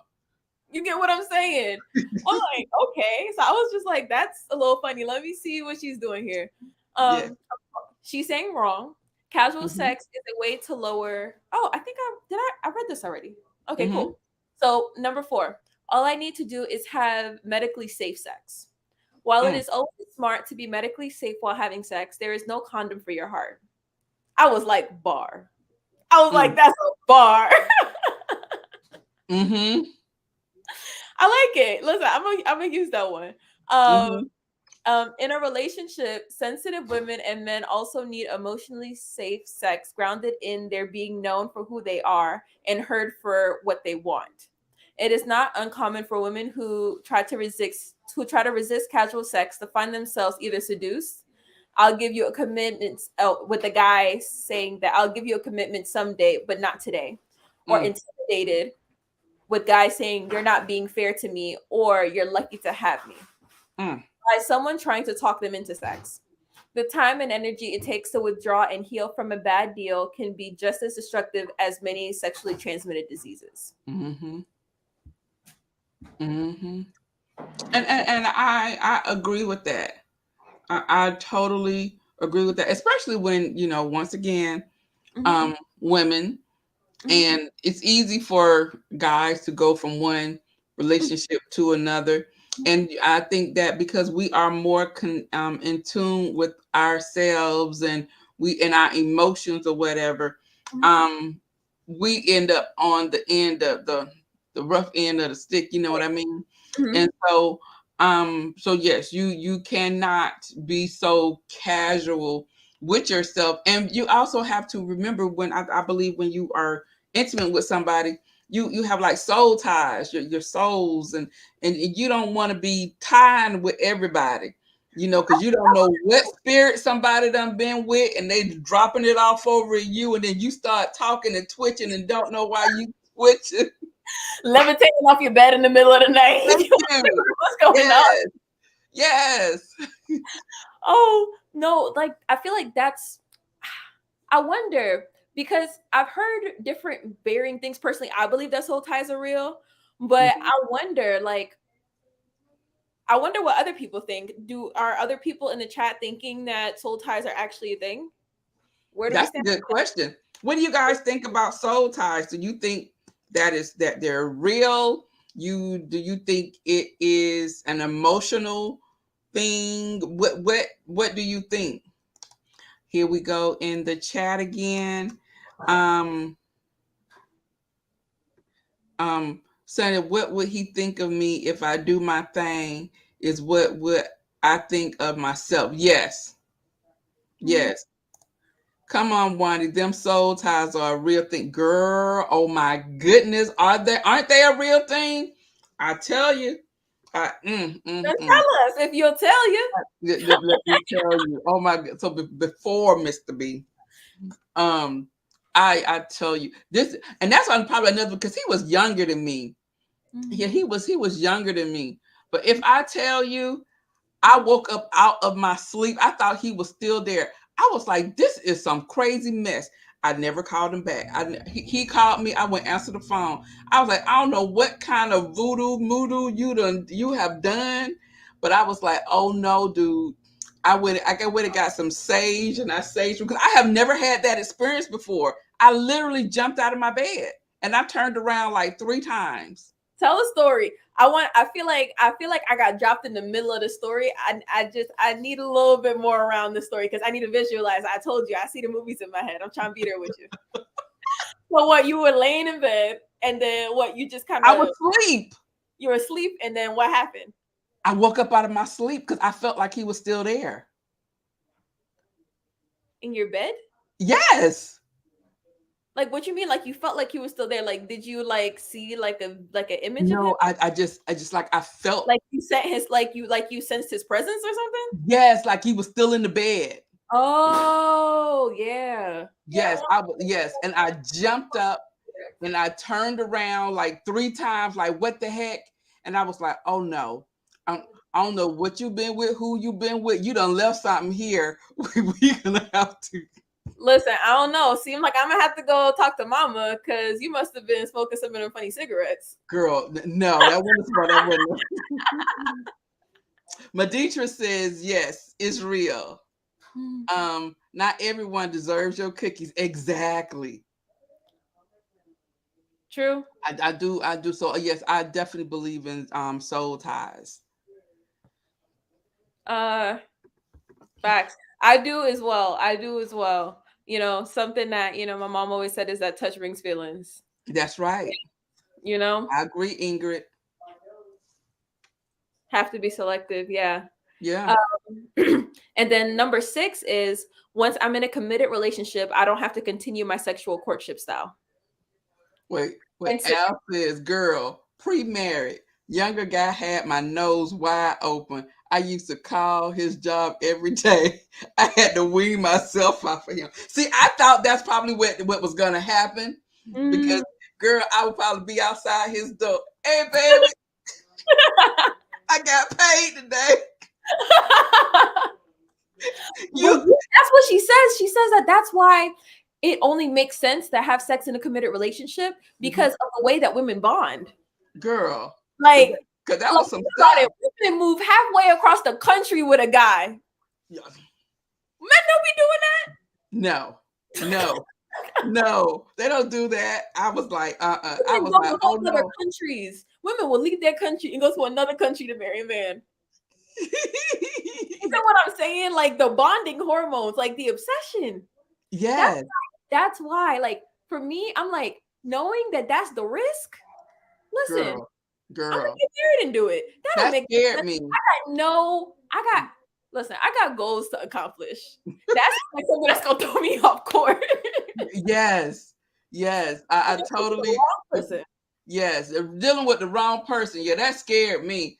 So done. They done took your soul. And listen, when I was in college, the things I saw some girls do was all I needed. It was birth control. Oh, I'm sure. Because I was like, girl, the stuff that you're putting up with, you wouldn't let nobody do. Girl, y'all could keep that. And then number 7. No. Number 6. 5. Yeah, it's number 6, I think. No, it's number 5. You're right. I can fix my partner's sex problems. Sex or problems along with financial problems. Sex problems are, along with financial problems, one of the most obvious symptoms of inner turmoil. It is grandiose and presumptuous to assume that you can fix someone's sex problems. You can work with a partner or a client. You can work with your partner or you can work with a partner or a client if you are a therapist. Okay, but you cannot fix his or her problems. That's true. Okay. She said, period. Next one. On 3 things she did. Okay. And then, did we have anything? No. She said, no, you can't move around. Number 6, once I'm in a committed relationship, I don't have to continue my courtship style. Wrong. When one person switches sexual courtship styles without negotiation in mid-relationship, it can be very threatening to the other person. Most women are turned off when their aggressive masculine style man certainly turns passive in bed.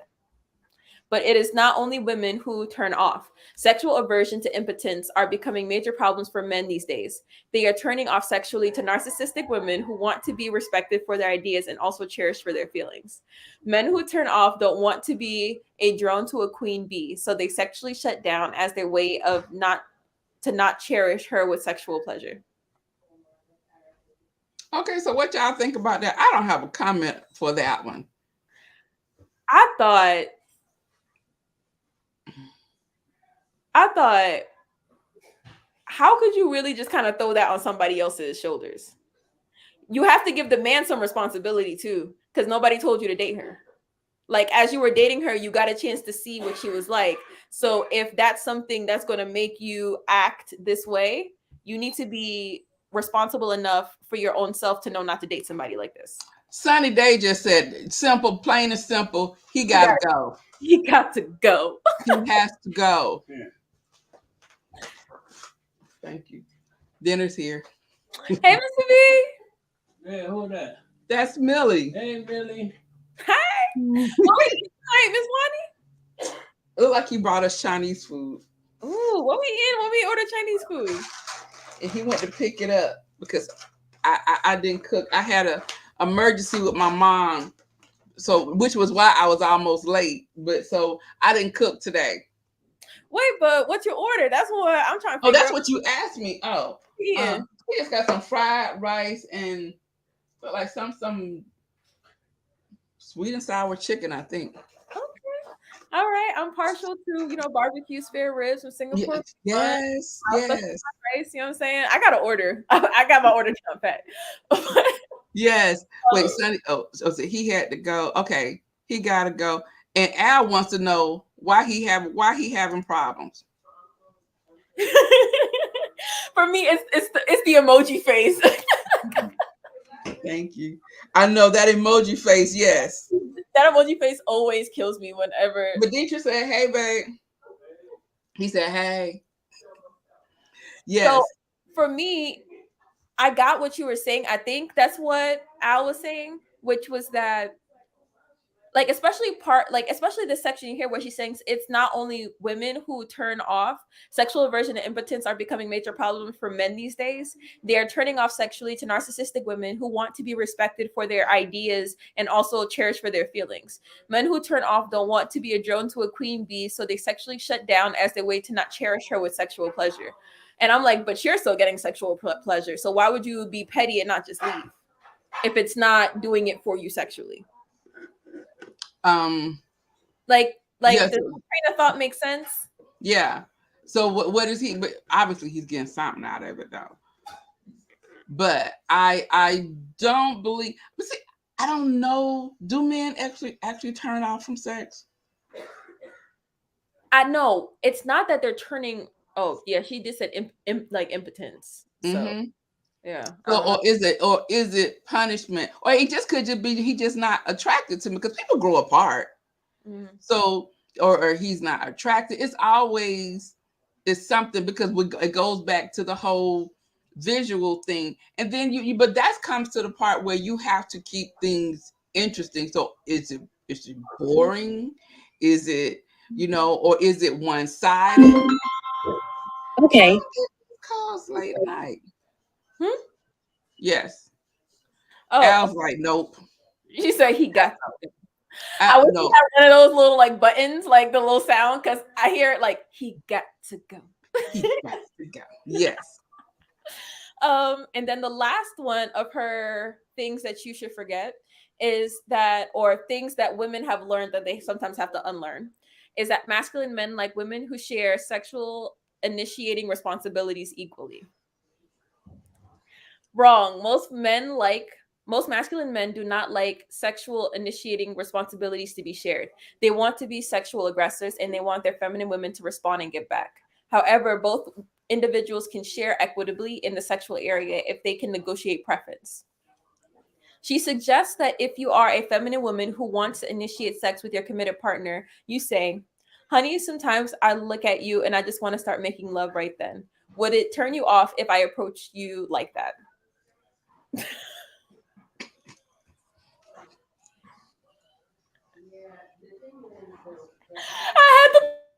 I had to put it in there. I feel like I know certain ones because I love your reactions. Your reactions are hilarious. So I feel like I put little Easter eggs in there for you. And yes. I put in bait for everybody else too, so we can get the discussion going, I feel like, but Miss Wani keep me rolling. So y'all know how I feel about asking for things. The whole asking for permission, the whole asking to be feminine, the whole asking to be asking to live. Yes, it's just asking to live. I'm like, my goodness.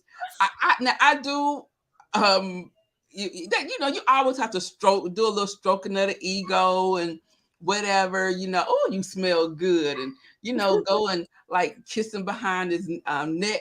But I'm like, but I do believe sometimes, you gotta let them know that, how Mr. B say, it's about that time. You thought that the bag that the bag was empty. and I reached in that corner because you never know what to expect, and I pulled out something out that bag. I don't believe there's nothing wrong with being a little bit assertive sometimes. Now, it depends on what you like, because some men like you talking dirty to them if you know how to talk dirty, but y'all know I don't know how to talk dirty. So Miss Wadi, you naturally have like a Southern belle, like, you know, like flow when you talk. That thing, I was just like, you know, okay. It became more like pronounced. I feel like towards the beginning of this, like, you know, you were kind of like, you know, kind of like news network, you know what I'm saying? Where you could have been from almost anywhere. And I was just like, yeah, she was really feeling that last part. Okay. Yes. And then Ingrid, haha, who talks like that in real life? Exactly. That's what I'm saying. I'm like, oh my gosh. I have to say this because I think it would be hilarious. I wonder if that's part of the reason why we're running into all the communication issues that we run into, because we don't speak like this. What? I just have to ask, because I think it'd be. I think I want to get your. I want to get your take on that. Is it possible that because our language is so convoluted now, we have so many like slangs and just colloquialisms and things that things get lost in translation? So do you think that communication on a whole would be easier and just like more effective if we did speak like this? Like, it sounds alien, but you completely get the point, and that's why you're just like, dang, why you ain't put no sauce on it? Like that thing ain't got no flavor. Like, it had nothing. Like, oh my goodness. Like, what you doing? it is almost so clean. I want to be like, what? Is she speaking another language? What? I mean, really, I think it could be more appealing. Like you said, put a little sauce on that. And it might be something, you know, unexpected. You never let it be. Yeah. That whole thing. Now, I do say honey sometime, a babe or whatever, but all this other stuff, but she leads with honey. And then it's almost like she's asking for permission. Y'all know I have a hard time with that. I just have a hard time with it. I'm trying. Better take me as I am or move on. Role playing can be an option. Yes. Exactly. So, and that's what I don't believe. So when I see that, okay, y'all, we have to remember that this was in 1983. So we are probably dealing with, what are those? They were the baby boomers, you know, the June Cleaver times or whatever. So it's a whole lot of stuff that they didn't do. Y'all remember Lucy and Ricky didn't sleep in the same bed for years. I don't know how little Ricky and the other baby came about, because they never slept in the same bed. But that's true. I never thought of that. Well, how did they do that? Look at that. So, and then they had twin beds. So did the other one have to go to the twin bed, or did they put the beds together and then afterward they separated them again? How do you do that? That's how they kept each other fit. You know, you got putting pushing the okay, yeah. So when some of the things that she may say, because once again, people, you know, I think they had to be very careful about how they phrase things, because they didn't want to seem like they were loose or that type of a woman of the world. You know what I mean? So, but now, no, I believe you saying how you feel. Yeah. Yeah. Say how you feel. The honey, yeah. But, well, honey, sometimes I look at you and I just want to start making love. Nah, you look sexy right now. Let's go. She said, say it with your chest. Say it. Yes. Your whole chest. Oh, goodness. You guys are hilarious. And some of the techniques for undoing sexual damage. She was saying that at times it can be due to impotence, but there are techniques that she offers for undoing sexual damage. She said, an excerpt from the book says, sexuality is a bonding element in a relationship. Your last sexual experience forms the basis of pleasure for your next experience.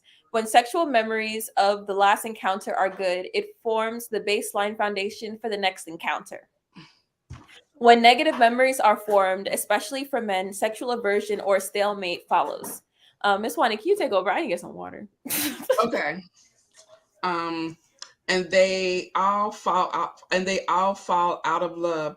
A way to increase comfortability with one another and develop the art of lovemaking is through an exercise she calls sensate focusing.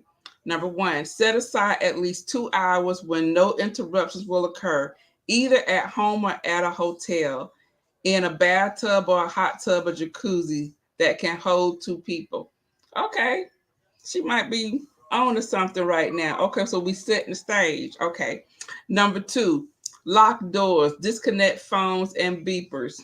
Check. All right, she might be on to something now.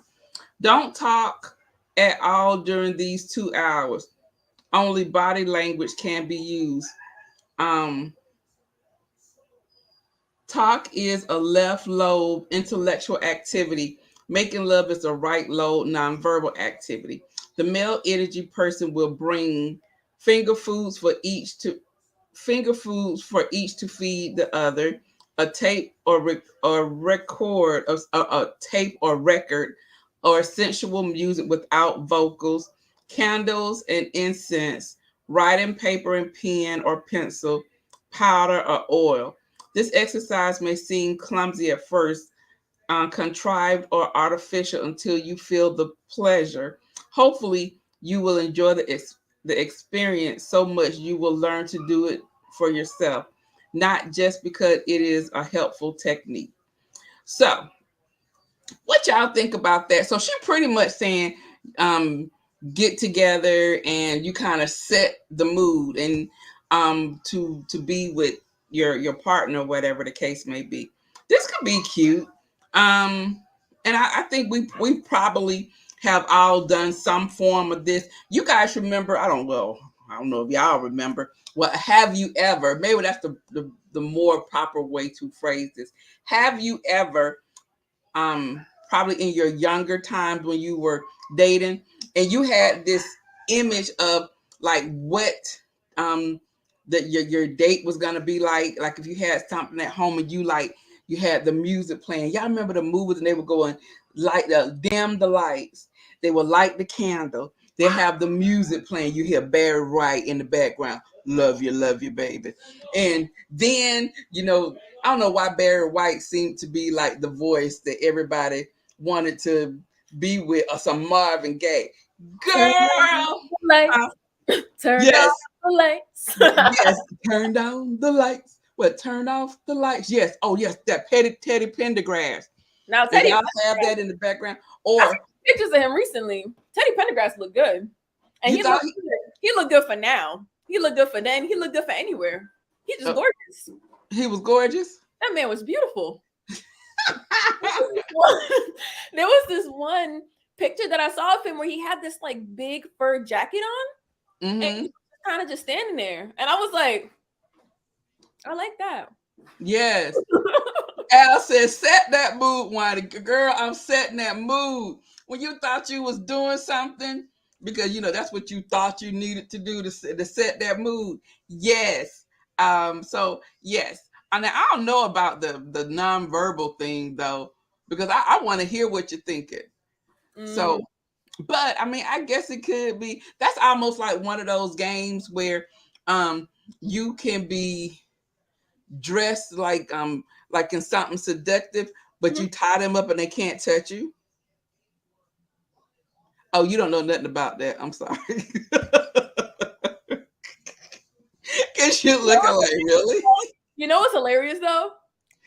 I was thinking through my memories, like, let me think. Okay, you're like, really? Maditra says, set the mood. Even had mood CDs. Okay, fruit and chocolate. Girl, yes. Yeah, see they remember. So yeah. Yes. See, I don't know what the young people do now. Where Bernadette at? So now she want to get Ghost. She don't have nothing to say now. We need her up on here. She said ghost emoji. Hey, Bernadette. Oh, she's on the phone. Oh, she's on the phone? Yeah. She's on talking the to phone. your mom? Oh, okay. Wait, what did you just say a second ago? What, turn off the lights? No. Set the mood. Fruits and chocolate. I was talking about Maditra. Oh no. So the reason why I was laughing a second ago was because I was following you and you had me so engaged that you really had me thinking through my memories for what I used to do. And I was like, I never did nothing. I was like, yes, I was sitting there like yeah, you was like, she was like, no, I hadn't done that. No. But you know what? It's interesting. Like, am I like, for example, like if I'm in a dream and like I am maybe like making out with a guy or something like that, I realize all my dreams stop like just before I get to like anything. But then and then one day I realized that I was like, oh, I ain't never done nothing, so I got nothing to reference. Girl, because that's why that exactly it said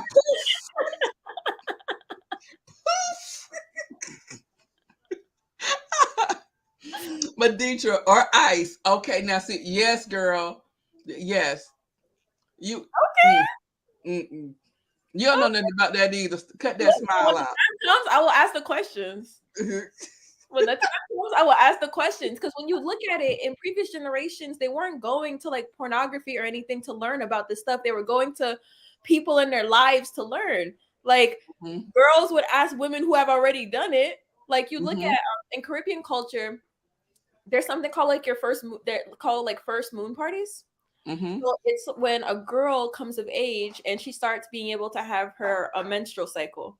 One of my roommate in college was from St. Croix, and that's something that her family did with her when she came of age and she had her period. They had something called a first moon party where all the women of the family got together and introduced her into womanhood and explained to her what was going on with her body, what it meant, and like what that next stage of life would look like. And all the women got to share their experiences. And I was like, I lost out. Yeah, you. But I'm thinking, right? That's something dope, though. That's something dope, though, because similar to this book club, we're sharing this information that was found. We're talking about it amongst ourselves, and now we're gaining wisdom, and now I'm gaining wisdom, and we're also sharing experiences, and we're learning from one another. This is great.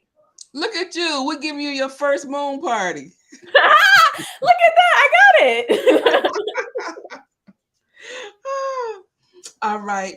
So it's 9:00. You want to start winding down? Yeah. Okay. Yeah. So, I mean, we still have more stuff to talk about, but we can just pick that back up next Thursday. Yes, we can. I mean, this Thursday. I always get that mixed up. This next. I'm like, just say the date. Yes. The next one coming up. So go ahead.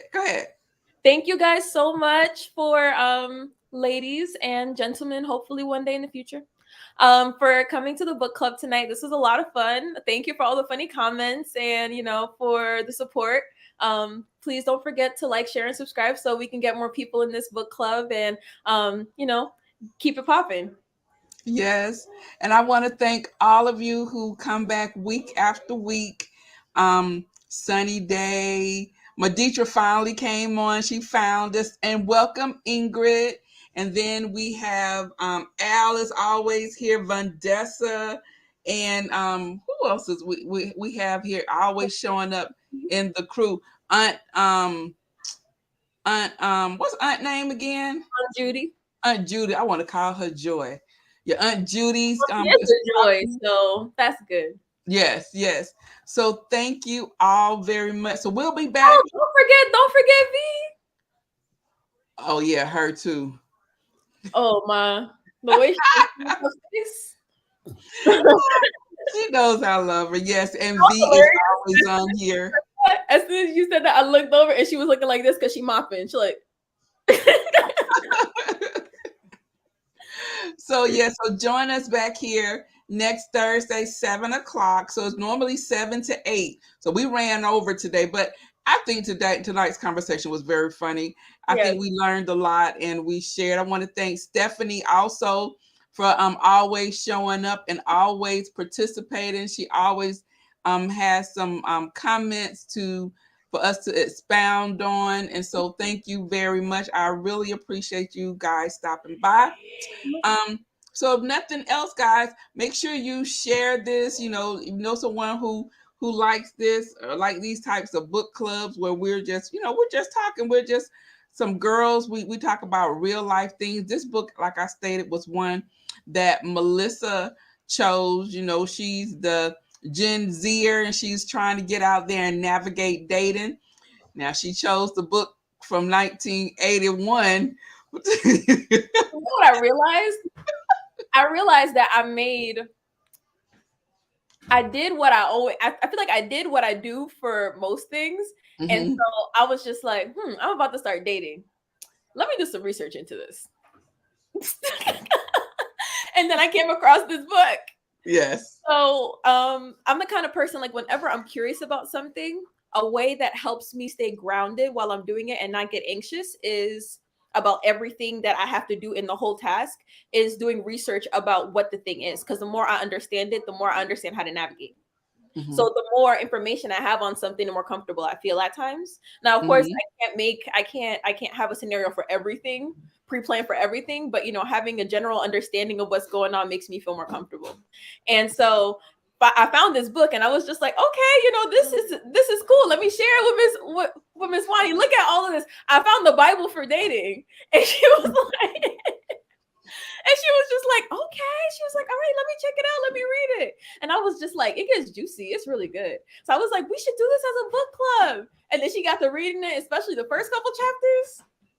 Listen, I thought somebody was going to find her because she was telling somebody business. Especially with the one girl that was calling him at his job. Yes, that was funny. Was showing up at his apartment, was pushing through the door to go try to fight the girl. Yes, that was like, wow. Yes. So yes, it did began to get very interesting. And then we began to disagree. So yeah, guys. So like I stated, we'll see you guys next week. Mm-hmm. And same time, 7:00. Thank you again for coming on. You guys have an amazing week. Have a great week, Melissa. Have a good week. Good night. Good night, y'all.